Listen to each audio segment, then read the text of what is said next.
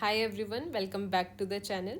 Today it's your 17th lecture and we will deal with minor penalties in service law. So, the minor penalties are prescribed in CCS CCA rules 1965. Rule 11 talks about two kinds of penalties, minor and major penalties. A government servant will be imposed any of these penalties depending upon the gravity of the misconduct or negligence that he has conducted. And most importantly, natural justice principles have to be observed during imposition of these penalties on any government servant. So you cannot, out of the blue or out of one's whims or fancies, just impose the penalties on anyone. There has to be a good and sufficient reason for imposition of these penalties.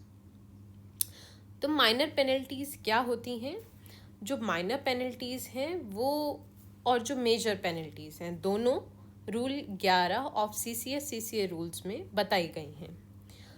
कौन सी penalty impose की जाएगी depend करती है कि आपने किस तरह कितना गंभीर रूप से किसी रूल का उल्लंघन किया है या आपने अपने काम को पूरा नहीं किया है. उसके ऊपर निर्भर करता है कि आपके ऊपर माइनर पेनल्टी लगेगी या फिर मेजर पेनल्टी लगेगी. लेकिन जो भी पेनल्टी लगेगी उसके लिए एक रीज़न, सफिशिएंट रीज़न होना बहुत ज़रूरी है. Now let's see what does the rule 11 say about minor penalties. Let's move to the rules. So, the Central Civil Services Classification, Control and Appeal Rules 1965. Here, let's just observe how these are given. Part 5, it deals with penalties and disciplinary authorities. And in Rule 11, penalties are prescribed. Rule 12, what are disciplinary authorities? Who are these authorities? 13 deals with authority to institute proceedings. आपके खिलाफ कौन सी authority institute करेगी proceedings को. Part 6 is also important क्योंकि वो बताता है प्रोसीजर क्या होगा for imposition of these penalties. So let's move to rule number 11. Here,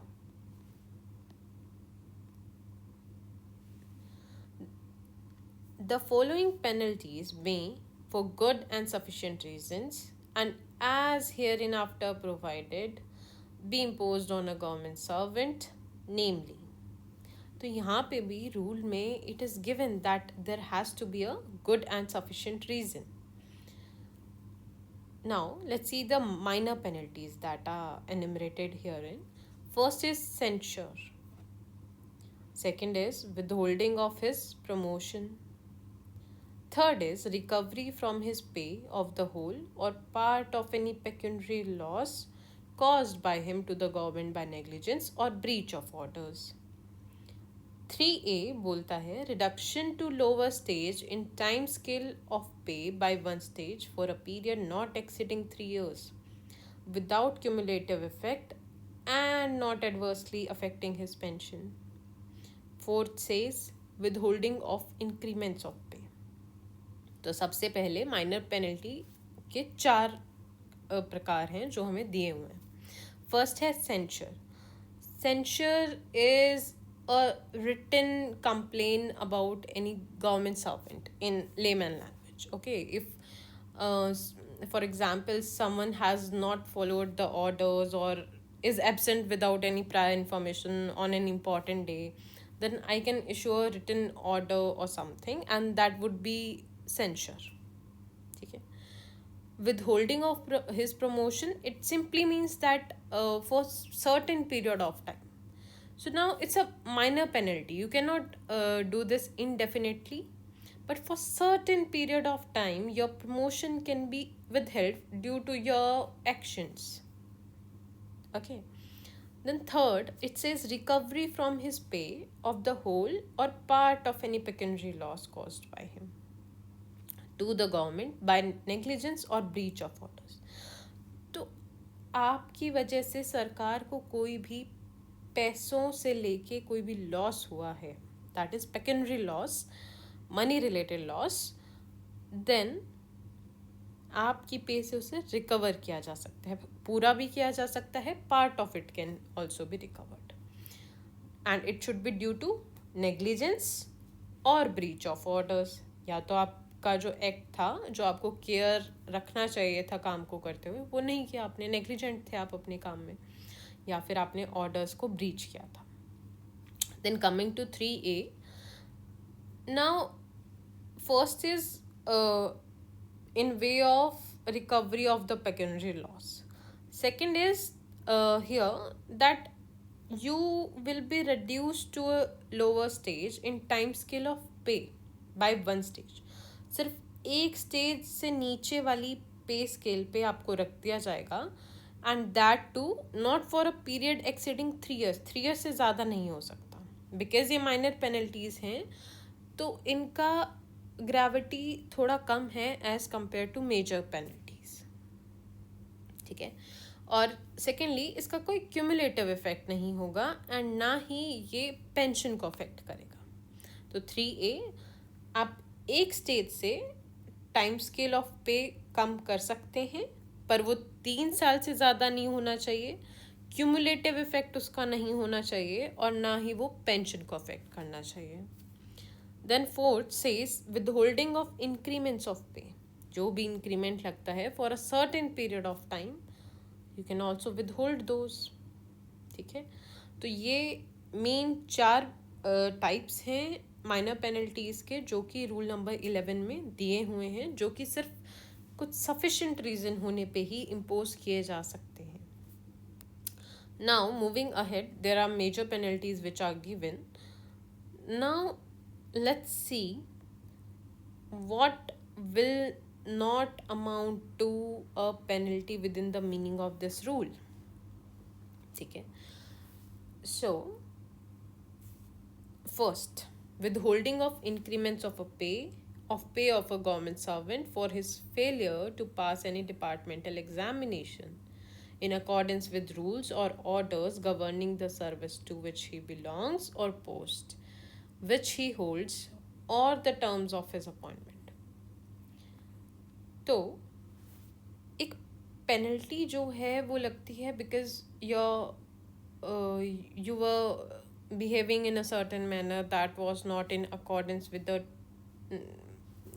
orders of your senior or something. Now, if your increments have been withheld because of your eligibility, you could not pass any departmental examination, it cannot be said to be a penalty. A penalty has a negative connotation that you did something wrong and it's a punishment for that. So this is not a punishment. If you could not be eligible for that increment due to your failure to pass any departmental exam that was in accordance with the rules or orders of the government, right? That is not a penalty. तो कभी भी अगर penalty क्या है और नहीं है उसको समझने के लिए पहले penalty should be understood as punishment. Penalty एक पनिशमेंट है जो दी जाती है. अगर आप कोई डिपार्टमेंटल एग्ज़ाम जो कि उस सर्विस को गवर्न करता है उन रूल्स के अकॉर्डिंग आप पास नहीं कर पाए और उसकी वजह से आपके पे में इंक्रीमेंट नहीं लगा, तो वो एक पेनल्टी नहीं है. Second, stoppage of a government servant at the efficiency bar in time scale of pay on ground of his unfitness to cross the bar. Again, यहाँ पे unfitness could be a ground. You are not efficient. तो ये again, it's not a punishment. It's just that you are not eligible for something. ठीक है.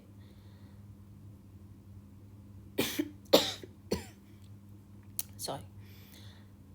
तो किसी भी government servant को एफिशिएंसी बार में रोक देना इन टाइम स्केल ऑफ पे क्योंकि वो अनफिट था बार को क्रॉस करने के लिए.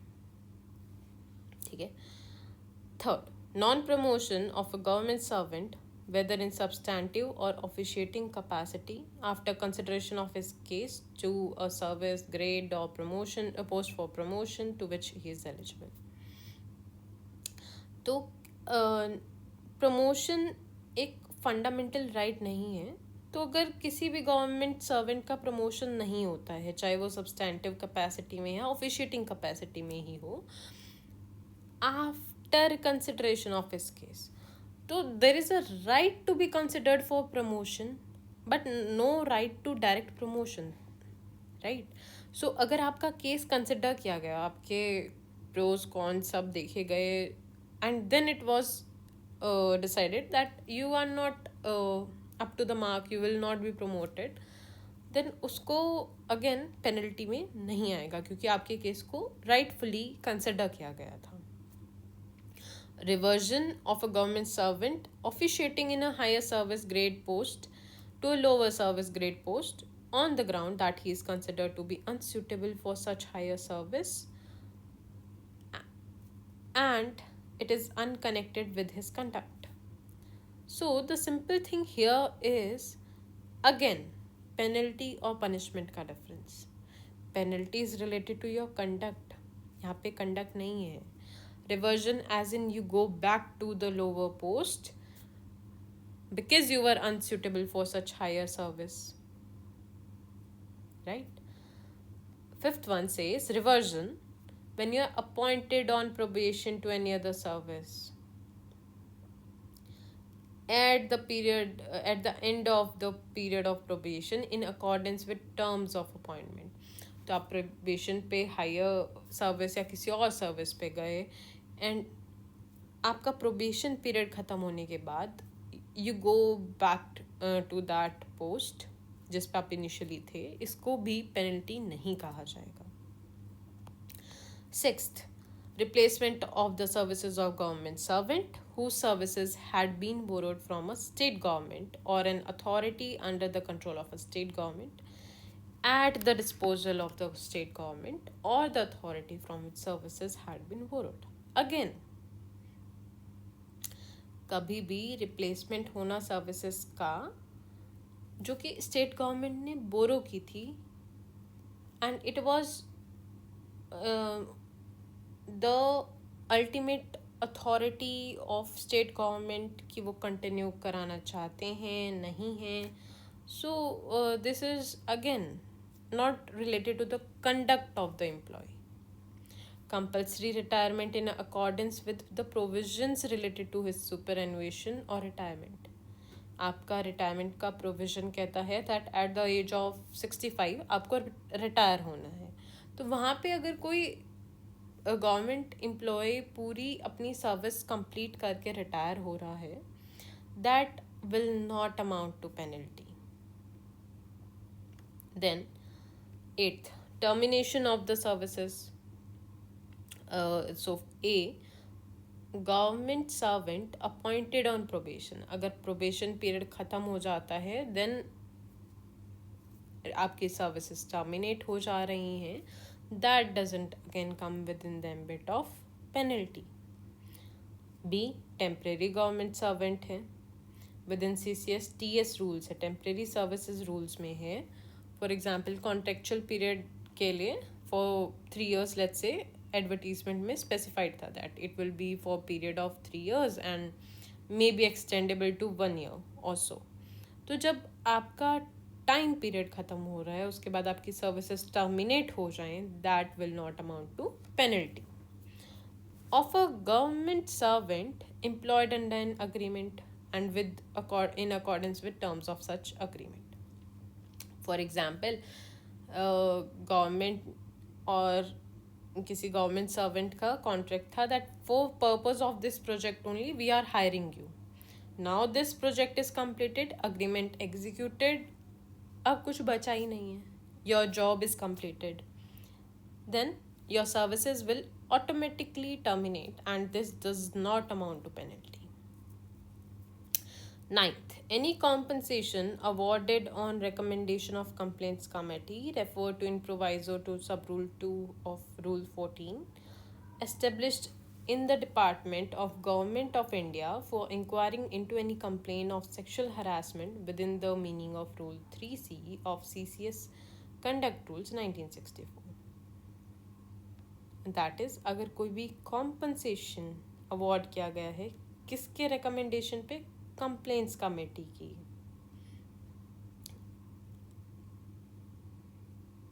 And that is for inquiry into any complaint of sexual harassment. तो इस केस में भी this is not penalty. Now these are the 9 circumstances which are mentioned therein specifically that these do not amount to penalty under the rule. Now let's move on to disciplinary authorities. Rule 12 talks about who can impose these penalties in Rule 11. So first sub-rule says the president may impose any of these penalties on any government servant. तो rule 11 की जितनी भी penalties है that means both minor and major penalties. Sub rule 2 says without prejudice to the provisions of sub rule 1 but subject to the provisions of sub rule 4 any of the penalties mentioned in rule 4 may be imposed on. किस पे impose की जा सकती हैं अब वो बताया गया है. तो it says a member of a central civil services other than the general central service by appointing authority or the authority specified in the schedule in this behalf or any other authority empowered by a general or special order of the president. तो अगर आप CCS के member हैं तो आपकी appointing authority कर सकती है आपके ऊपर पेनल्टी इम्पोज कोई भी. देन शेड्यूल में अगर कोई इसमें अथॉरिटी स्पेसिफाइड है वो कर सकती है. एंड थर्डली अगर प्रेसिडेंट कोई जनरल या स्पेशल ऑर्डर से किसी को एम्पावर कर देते हैं तो वो भी कर सकते हैं. नाउ सी सब rule this B, clause B, a person appointed to a central civil post included in general central service. तो सेंट्रल सिविल पोस्ट में है जो कि जनरल सेंट्रल सर्विस में आता है. तो उस पर कौन करेगा? By authority specified in this behalf by general or special order of the president. तो प्रेसिडेंट जो जनरल या स्पेशल ऑर्डर देंगे जिस अथॉरिटी को वो एम्पावर्ड है कि पेनल्टी इम्पोज करे. एंड जहाँ पे ऐसा कोई नहीं है ऑर्डर तो वहाँ पे it comes down to the appointing authority या फिर जो अथॉरिटी शेड्यूल में स्पेसिफाई होगी. ठीक है. तो सब रूल 2 मेनली टॉक्स अबाउट कि जो पेनल्टीज हैं रूल 11 में CCS के मेंबर्स पे कौन करेगा? सबसे पहले उनकी अपॉइंटिंग अथॉरिटी, फिर जो अथॉरिटी शेड्यूल में स्पेसिफाइड है वो कर सकती है, या फिर जनरल या स्पेशल ऑर्डर से किसी को एम्पावर किया है प्रेसिडेंट ने वो कर सकते हैं इम्पोज. या फिर कोई पर्सन है जो सेंट्रल सिविल पोस्ट जो कि इंक्लूडेड है जनरल सेंट्रल सर्विस में तो उसमें जनरल या special order of the president से कर सकता है कोई एम्पावर्ड है तो. देन अगर ऐसा कोई ऑर्डर नहीं है then it comes to the appointing authority या फिर जो कि शेड्यूल में मेंशन्ड है.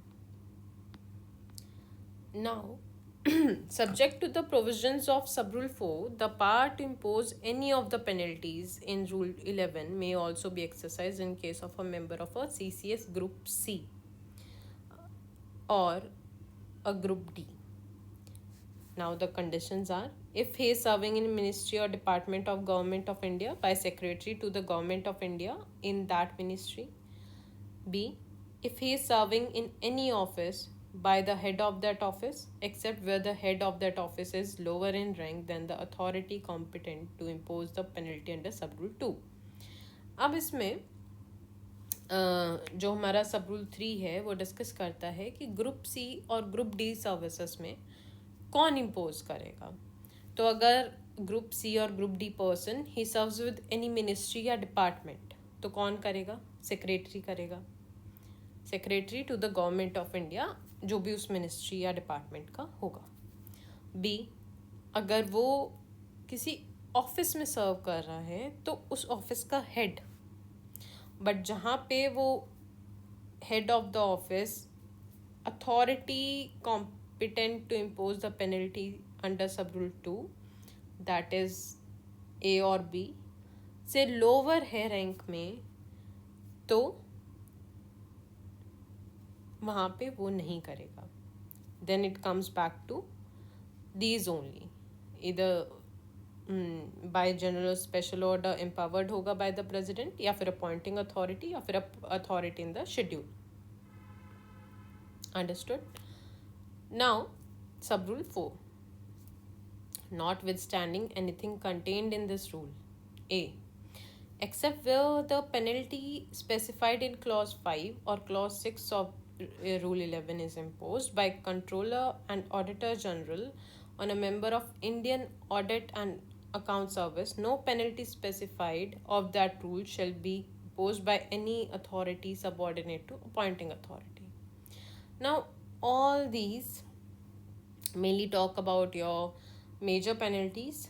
There are these 3 clauses that we will deal later on with the major penalties, and you can also read them by yourselves because they just specify certain cases wherein the member belongs to Indian audit and account service, or is a government servant who is appointed to any civil post in central general central service, temporarily appointed to any other service, competent to impose such rules.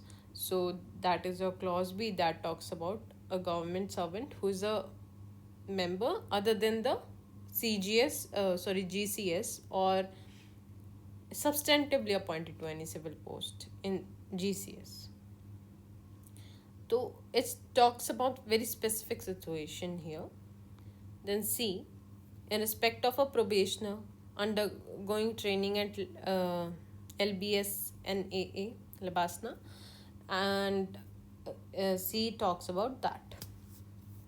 Now explanation 1, it defines probationer, who is person who is appointed to CCS on probation. जिस भी person को CCS services में probation पे appoint किया गया है वो probationer है. Explanation 2, where a government servant belonging to a service or holding a central civil post of any group is promoted, whether on probation or temporarily, to the service or post of next higher group, he shall be deemed for the purpose to belong to service of or hold the post of central civil post of such higher group. तो ये जो rules apply करेंगे इनके respect में it is stated that government servant किसी भी service या किसी भी ग्रुप से है और उसको प्रमोट करके या तो प्रोबेशन पे या फिर टेम्परेरीली नेक्स्ट हायर ग्रुप में डाल दिया है, तो यहाँ पे he shall be deemed for the purposes of this rule belong to the service of such higher group. तो जिस टाइम के लिए वो प्रोबेशनर है या टेम्परेरीली ही इज़ प्रमोटेड, तो उस सर्विस ग्रुप का उसको अप्लाई करेगा, हायर ग्रुप का. Now coming to rule 13, authority to institute proceedings किसको होती है? First sub rule, president or any other authority empowered by him by general or special order may institute A, against any government servant. B, director disciplinary authority to institute against any government servant on whom that disciplinary authority is competent to impose under these rules. तो क्या कहता है rule 13 सब rule 1, that president या फिर president के द्वारा empowered कोई भी authority bye general or special order खुद कर सकती है डिसिप्लिनरी प्रोसीडिंग्स को इंस्टीट्यूट, या फिर डेलीगेट कर सकती है, किसी और डिसिप्लिनरी अथॉरिटी को डायरेक्ट कर सकती है to institute the proceedings. Now, second sub-rule.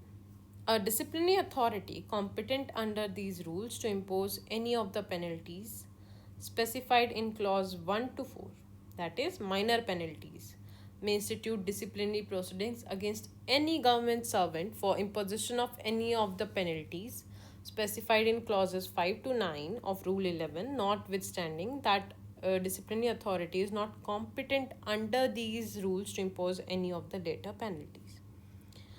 तो एक डिसिप्लिनरी अथॉरिटी माइनर पेनल्टीज के लिए डिसिप्लिनरी प्रोसीडिंग्स इंस्टीट्यूट कर सकती है,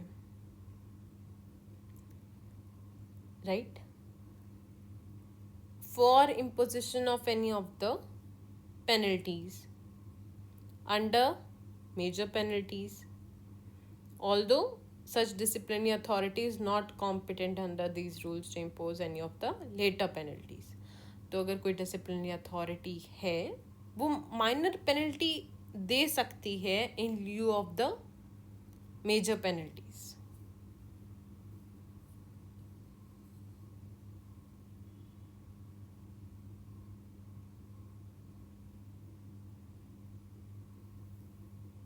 Procedure for imposing penalties, Part 6. Now, Rule 14 says what is the procedure for imposition of these major penalties. So, that we'll skip for now and we'll deal in the later part of the chapter. Let's come down to the procedure for minor penalties. How do we impose a minor penalty on any government servant?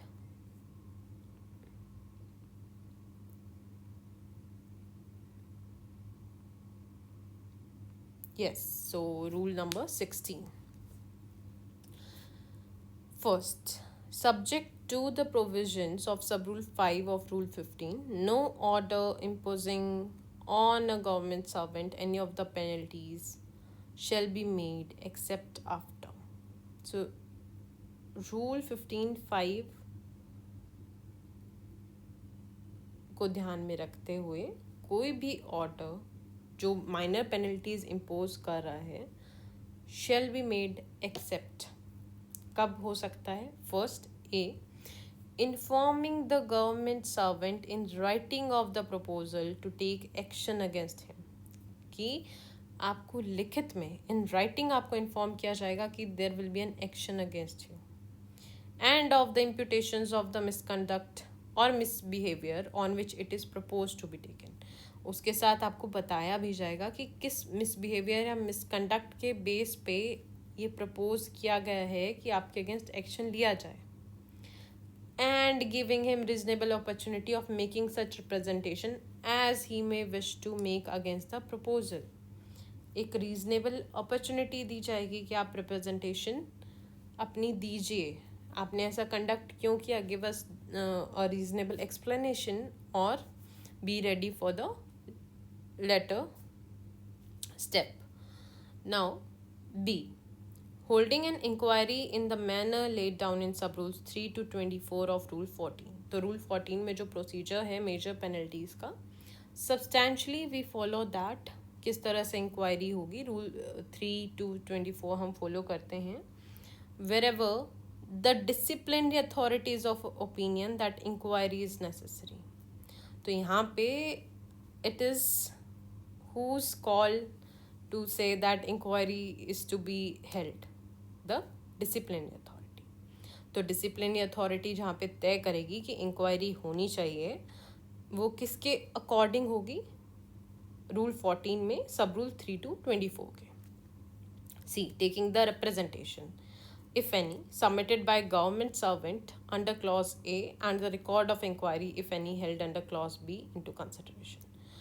तो जो भी representation अगर आपसे show कोज notice दिया गया है कि you tell us why certain misconduct was there on your part, तो आपने कोई रीजनेबल एक्सप्लेनेशन दिया है कि for example that oh you were so ill that you could not have come to work on that day despite particular instructions that okay you have to be present on this particular day.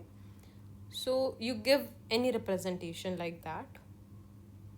Or if any inquiry under clause B was held by the disciplinary authority, then it's record. तो दोनों को ही consider किया जाएगा to decide whether to impose or not to impose the minor penalty. But what is important here to note that it says if any. The record of inquiry depends on the discretion of the disciplinary authority. आप representation देंगे या नहीं, it depends on you. मैंने notice भेजा, आपने कोई reply, कोई representation नहीं दी, then not the liability of the disciplinary authority to wait and go after you to seek your representation. No. D. Consulting the commission where such consultation is necessary. कुछ cases में commission से consult किया जा सकता है. The disciplinary authority shall forward or cause to be forwarded a copy of advice of the commission to the government servant who shall be required to submit, if he so desires, his written representation or submission on the advice of the commission to the disciplinary authority within 15 days. तो 15 days का time period आपको fix करके दिया है कि जहाँ पे भी कंसल्टेशन नेसेसरी है वहाँ पे copy of advice of the commission government servant को फॉरवर्ड कर दी जाएगी. एंड अगर वो चाहता है तो एक रिटर्न रिप्रेजेंटेशन या submission within 15 days of receiving such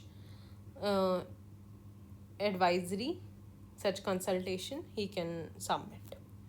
E. Recording a finding on each imputation or misconduct or misbehavior. So for example, clause E states that अगर मैंने 3 misconduct record किए हैं, that you were late, you did not do your task, B. C. You were defying my authority, or you were negligent in certain case. So if there are 3 imputations, then the recording has to be on all these 3 imputations or misconduct or behavior. ठीक है, तो हर एक misbehaviour, हर एक action को independently finding उस पर record की जाएगी. 1A. Notwithstanding anything contained in clause B of subrule 1, if in case it is proposed that after considering the representation, if any, made by the government servant under clause A of that subrule, to withhold increments of pay or such withholding of increments is likely to affect adversely the amount of pension payable, or to withhold increments for a period exceeding 3 years, or to withhold increments with cumulative effect for any period, an inquiry shall be held in the manner laid down in subrules 3 to 24 of Rule 14 before making any order imposing on the government servant any such penalty. तो 1A ने बहुत clearly mention किया है कि जो हमने conditions पढ़े थे क्लॉज बी में कि 3 चीज़ें, कि अगर आप इंक्रीमेंट्स रोक रहे हैं तो एडवर्सली पेंशन को नहीं अफेक्ट करना चाहिए. सेकेंडली 3 ईयर से बढ़ के नहीं हो सकता है, क्यूमुलेटिव अफेक्ट नहीं हो सकता है. मगर ये तीनों चीज़ें या इनमें से कोई भी चीज़ हो रही है तो उसमें इंक्वायरी कंडक्ट की जाएगी. तो वो then again the major penalty का जो प्रोसीजर है वो फॉलो किया जाएगा. And the record of proceedings in such cases shall include. तो इन केसेस में रिकॉर्ड ऑफ प्रोसीडिंग्स में क्या क्या होगा वो सब भी मेंशन किया गया है. First, copy of intimation to the government servant of the proposal to take action against him. तो सबसे पहले इंफॉर्मेशन दी जाएगी. Second, a copy of statement of imputations of misconduct, कि आपने क्या क्या गलत किया है, क्या गलत बिहेवियर है, कंडक्ट है, वो भी आपको दिया जाएगा. थर्ड, उसकी रिप्रेजेंटेशन, अगर वो कुछ भी अपने लिए सफाई देना चाहता है तो वो. Fourth, evidence produce during the inquiry. For example उसने अपना हॉस्पिटल का डिस्चार्ज समरी का सर्टिफिकेट दिया है कि that he was severely ill and could not have come, तो that evidence. 5, advice of the commission if any. अभी हमने पढ़ा कि अगर जहाँ पे consultation with the commission is necessary तो वो जो एडवाइस दी गई है तो वो भी यहाँ पे कंसिडर होगी. 6, representation on advice of the commission. तो इस कमीशन के एडवाइस के रिस्पॉन्स में एक रिप्रेजेंटेशन का हक दिया गया है to the government servant. If he wants he can. 7, the findings on each imputation. अब आपने ये सब ध्यान में रख के क्या फाइंडिंग्स, हर इम्प्यूटेशन, हर मिसकंडक्ट पे क्या फाइंडिंग्स हैं वो चाहिए. And lastly the order on the case together with reasons thereof. तो एक स्पीकिंग ऑर्डर विद रीजंस होना चाहिए. 17 Rule 17 is important because it says communication of orders. तो orders जो भी लिए गए हैं, that is R16 का 8th part, it states that orders should be there with reasons. तो ये जो orders disciplinary authority लेगा, it shall be communicated to the government servant who shall also be supplied with a copy of its finding on each article of charge, or where disciplinary authority is not the inquiring authority, a statement of findings of the disciplinary authority together with brief reasons for its disagreement, if any, with findings of inquiring authority and also a copy of advice, if any, given by the commission. And where the disciplinary authority has not accepted the advice, then a brief statement of the reasons for such non-acceptance. तो बहुत ही simple, हर कुछ disciplinary proceeding को record किया जाएगा. आप orders communicate करेंगे, जो भी आपका फाइनल ऑर्डर है गवर्नमेंट सर्वेंट को. Copy of the findings on each article of charge. अगर ABC 3 चार्जेस थे तो उन सब पे जो फाइंडिंग्स हैं वो कॉपी प्रोवाइड करेंगे. अगर इंक्वायरी अथॉरिटी और डिसिप्लिनरी अथॉरिटी अलग अलग हैं तो आप इंक्वायरी अथॉरिटी की फाइंडिंग्स भी प्रोवाइड करेंगे. अगर स्टेटमेंट ऑफ फाइंडिंग्स जो हैं आप उससे डिफ़र करते हैं, आपके रीजंस फॉर डिसएग्रीमेंट आप प्रोवाइड करेंगे. अगर कमीशन का एडवाइस लिया गया, कंसल्टेशन किया गया उससे, तो उस एडवाइस की कॉपी होगी. और जहाँ पे डिसिप्लिनरी अथॉरिटी ने उस कमीशन की एडवाइस को नहीं फॉलो किया है, नहीं एक्सेप्ट किया है, तो why have you not done that, उसका एक्सप्लेनेशन, उसका एक ब्रीफ स्टेटमेंट भी with reasons for such non acceptance दिया जाएगा. 18 कॉमन प्रोसीडिंग्स. अब here it talks about where there can be common proceedings. तो इसमें first instances where there are 2 or more government servants which are concerned in any case. तो कुछ cases में जो proceedings हैं वो कलेक्टिवली की जा सकती हैं against 1 or more government servants. Now let's go to our notes. So rule 11, it mentions about minor penalties, जो कि 4 टाइप्स हैं. सेंचर, withholding of promotion, कोई भी पेक्यूनिटरी लॉस हुआ है तो उसका recovery from your pay. 4th, reduction to lower stage in time scale of pay by 1 stage. एंड इसमें 2 कंडीशंस क्या हैं? Not exceeding 3 years, no cumulative effect, and thirdly, no pension should be affected adversely. And last one is your withholding of increments of pay. Censure क्या होता है? It's a formal and public act intended to convey that certain person is guilty of some blameworthy act.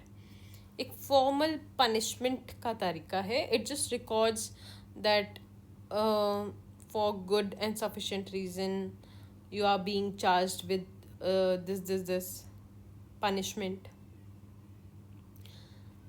तो सेंचर की वजह से जो भी आपके फॉर्मल कॉन्फिडेंशियल रोल में लिखा जाता है कि due to such misconduct an order of censure was passed by the disciplinary authority, that affects the assessment for merit and suitability for promotion to higher post.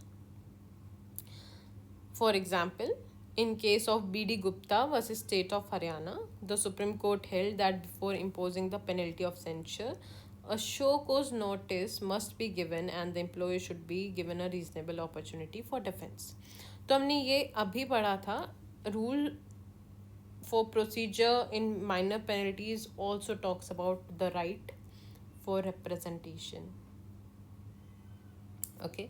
तो सेंचर सिर्फ एक फॉर्मल पब्लिक एक्ट है जिसमें it is conveyed that person has conducted some sort of behaviour और blameworthy behaviour और omission, जिसकी वजह से एक पनिशमेंट उसको दिया जा रहा है. सेंचर एंड वार्निंग में डिफरेंस क्या होता है? Censure is more it's a degree more than warning. Warning में आपको सिर्फ वार्न किया जा रहा है, सुपीरियर ऑफिसर टू इंश्योर कि काम अच्छे से हो रहा है, ही में वार्न यू कि आगे से ऐसा नहीं होना चाहिए. But censure is more serious in nature than warning. तो वार्निंग सिर्फ एक सिंपल आपको एक कॉशन दिया जा सकता है by the senior officer, but censure जो है वो आपके कॉन्फिडेंशियल रोल में इंक्लूडेड होगा and it can affect your promotion and other aspects. Now एक रिटन वार्निंग, एक एडमोनिशन, एक रेप्रिमांड किया जा सकता है किसी भी एम्प्लॉय को. तो सेंचर जो है एक स्टेप अहेड है. ऐसा नहीं कि आपने फर्स्ट टाइम गलती किया एंड आपको फॉर्मल पनिशमेंट ही दी जाएगी. सीनियर ऑफिसर आपको रिटन वार्निंग दे सकता है, आपको डांट सकता है, he can reprimand you, admonish you. Now censure जो है उसका character is different from this. That is one important aspect of this difference between warning and censure. Then warning, letter of caution, reprimand, admonition जो भी है is not penalty as per what is defined under section rule 11 of CCS rules. तो ये सब affect नहीं करेगा and ये penalty नहीं होती है, तो आपको इसके लिए पेनलाइज भी नहीं किया जा सकता है. Now, second one, withholding of promotion. तो like I told you before कि promotion होगा ये आपका फंडामेंटल राइट नहीं है, बट आपको कंसिडर किया जाए प्रमोशन के लिए, दैट इज. नाउ अगर आपका प्रमोशन रोक दिया है कुछ टाइम पीरियड के लिए तो वो एक माइनर पेनल्टी होता है. इसमें केस है Jagat Narayan versus food corporation of India का, wherein the promotion orders of the petitioner were cancelled as he was facing disciplinary proceedings on day of his promotion. 5 vigilance cases were pending against him, and the court held that sealed cover procedure adopted by respondents in denying promotion was not arbitrary, unfair or unjust. तो जहाँ पे promotion was withheld in this case because there was sound reason कि उसके against 5 cases pending है, तो it was justified. Now third is your recovery from पे, जो कि आपने कोई भी पेकेंडरी लॉस हुआ है आपकी वजह से, तो उसका रिकवरी आपके पे में से किया जा सकता है. इसके रिक्वायरमेंट्स क्या हैं? आपकी सिर्फ पे से रिकवरी की जा सकती है, आपके पेंशन या रिटायरमेंट बेनिफिट से नहीं हो सकती है. More than the amount of loss, actual loss, उससे ज़्यादा रिकवरी नहीं की जा सकती है. लॉस पेकेंडरी होना चाहिए, it should B monetary nature. Loss government को होना चाहिए. फिफ्थ, क्यों होना चाहिए? क्योंकि आप नेग्लिजेंट थे, आपने ऑर्डर्स को फॉलो नहीं किया. In the case of Commissioner of Rural Development versus A.S. Jagannathan, where the charge of causing loss by misappropriation was proved, disciplinary authority imposed recovery of loss and stoppage of increments without cumulative effect. The court held that it could not be said that more punishments than one had been imposed. So, इस case में जो offence था वो था misappropriation. तो इसमें जो property है उसका लॉस हुआ है, पेकेंडरी लॉस हुआ है. तो इस वजह से for the imposition of minor penalty इसमें रिकवरी ऑफ लॉस किया गया by that concern government official, and secondly उसके increments without cumulative effects stop किए गए. So here it's also a case where there are 2 minor penalties which are imposed simultaneously. Now, next is your reduction to lower stage of pay. Here, reduction to lower stage in time scale by one stage for a period not exceeding 3 years without cumulative effect and not affecting pension. तो ये हमने deal किया है कि इसके 3 major rules हैं, conditions हैं sorry, कि मोर देन 3 years नहीं हो सकता है, क्यूमुलेटिव इफेक्ट नहीं हो सकता है, और एडवर्सली पेंशन को अफेक्ट नहीं कर सकता है. Then your fourth one says withholding of increment. Now the case of Balwinder Singh versus State of Punjab, it states that it was held that withholding of increment sorry, as a measure of minor penalty can be imposed only for a specified period. तो आप increment को withhold करें but वो specific period के लिए होना चाहिए, तभी वो माइनर पेनल्टी होगा. Unless a specific order is passed by disciplinary authority, a government servant earns increment as a matter of right. If withholding of increment is imposed with cumulative effect, cutting off the increment forever, it becomes a major penalty and it requires a full departmental inquiry. That is the reason. And even in this case where you are reduced to a lower stage of pay, और उसमें cumulative effect है, या फिर pension आपकी affect हो रही है, या फिर बाय 3 years से ज़्यादा है, तो उसमें भी आपको डिपार्टमेंटल इंक्वायरी और जो भी सब रूल 3 to 24 जो हैं रूल के, वो फॉलो करने होंगे, जो कि प्रोसीजर बताते हैं मेजर पेनल्टी के लिए. सेम.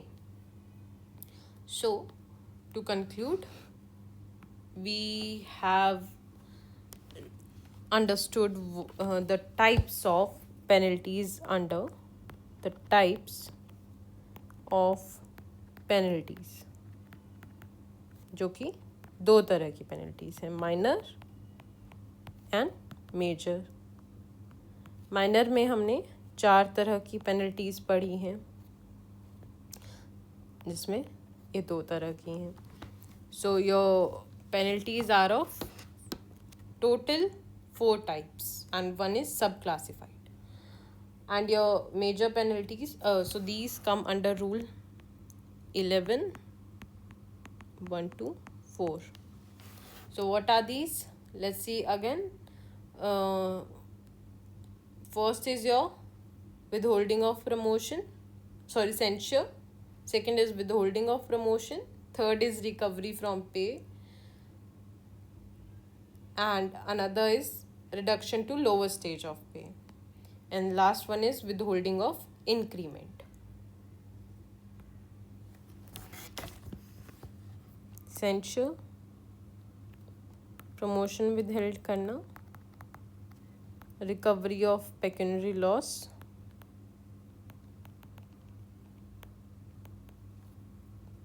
increment, आपके increments को रोक देना, and the second last one was reduction to lower stage of pay. This is your reduction to lower stage of pay.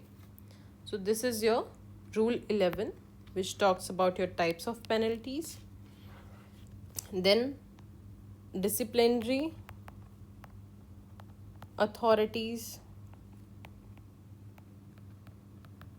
आपके ऊपर मेनली कौन इम्पोज कर सकता है penalties? President, appointing authority,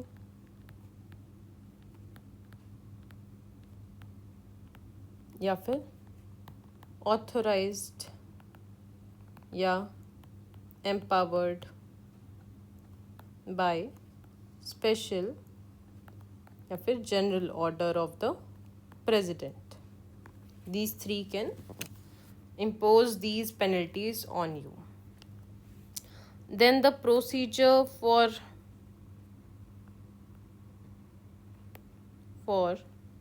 imposition of minor penalty is under your rule number 16, wherein these 5 main conditions are there that you should inform in writing. Secondly, inquiry अगर conduct होती है तो सब रूल 3 to 24 ऑफ रूल 14 के accordance में होगी. Representation जो है वो सबमिट की जा सकती है. It will be taken into consideration along with the record of inquiry. Then consultation होगी तो वो भी रिटर्न रिप्रेजेंटेशन उसकी वो भी कंसिडर की जाएगी and record on each finding. तो 16(1)